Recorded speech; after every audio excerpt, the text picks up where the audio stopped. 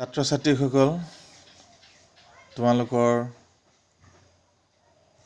গণিত বিষয়ৰ ভগ্নাংশ আৰু দশমিক পাঠৰ অংক এটা লৈছোঁ। সেই অংকটো কি হ'ব যে দশমিকৰ সংখ্যাবোৰক বিস্তৃত ৰূপত লিখা। দশমিক থকা যিবিলাক সংখ্যা পাম সেইবিলাক আমি কি কৰিব লাগিব, বিস্তৃত ৰূপত লিখিব লাগিব, অৰ্থাৎ আমি বহলাই লিখিব লাগিব। গতিকে আমি অংক এটা লওঁ। অংকটো ধৰা 7.427। গতিকে এইটো এটা আমি সাধাৰণ ৰূপত থকা সংখ্যা এটা ল'লোঁ। এতিয়া সাধাৰণ ৰূপত থকা সংখ্যাটোক আমি কিহত লিখিব লাগে, বহলাই লিখিব লাগে, বিস্তৃত ৰূপত লিখিব লাগে। আগতে তোমালোকে কৰিছিলা যে কি কৰিছিলা, যে স্থানীয় মানৰ আধাৰত বিস্তৃত আকাৰত থকা সংখ্যাবোৰো সাধাৰণ ৰূপত লিখিছিলা। গতিকে স্থানীয় মানৰ ধাৰণাটো তোমালোকৰ আছে। গতিকে এতিয়া ঠিক ওলোটাটো ক'ব লাগিব যে সাধাৰণ ৰূপত থকা সংখ্যাটো কিহত লিখিব লাগে, বিস্তৃত আকাৰত আমি লিখি দিলেই হ'ল।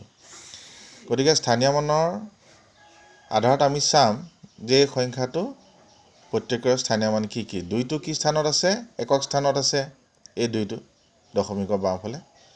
5টো আছে দশক স্থানত, 3টো আছে শতক, 7টো হাজাৰ। দশমিকৰ সোঁফালে কি আছে, 4 আছে। 4টো কি স্থানত আছে, দশমাংশ। এই 2টো কি স্থানত আছে, শতাংশ, আৰু 7টো কি স্থানত আছে, সহস্ৰাংশ। গতিকে এইখিনি কথা তোমালোকে জানা।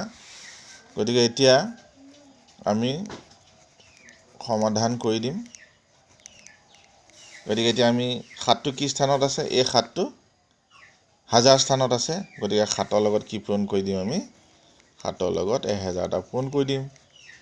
যোগ 3টো কি স্থানত আছে, শতক স্থানত আছে। 3টো শতক স্থানত আছে, 100 এটা পূৰণ কৰি দিম। 5টো কি স্থানত আছে, 5টো আছে দশক স্থানত, 10 এটা পূৰণ কৰি দিম। আকৌ যোগ চিন ব্যৱহাৰ কৰিম। 2টো কি স্থানত আছে, একক স্থানত আছে, যোগ, আকৌ যোগ আহিব। এইটো 4টো দশমাংশ স্থানত আছে, সেইকাৰণে 4 পূৰণ 10 ভাগৰ 1, যোগ, আকৌ যোগ দিম। 2টো কি স্থানত আছে, শতাংশ স্থানত আছে, 2 পূৰণ 100 ভাগৰ 1।